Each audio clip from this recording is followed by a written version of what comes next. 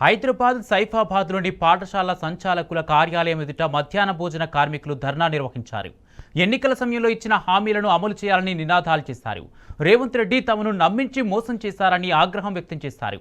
ప్రభుత్వ పాఠశాలలకు ఉచితంగా గ్యాస్ సరఫరా చేయాలని, పెరిగిన ధరల దృష్ట్యా మెనూ ప్రకారం భోజనం పెట్టాలంటే అదనంగా బడ్జెట్ కేటాయింపులు చేయాలని కోరారు.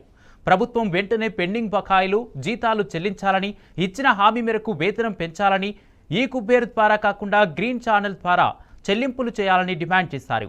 పోలీసులు తమను అడ్డుకొని అరెస్టు చేయడం దారుణమని మండిపడుతున్నారు.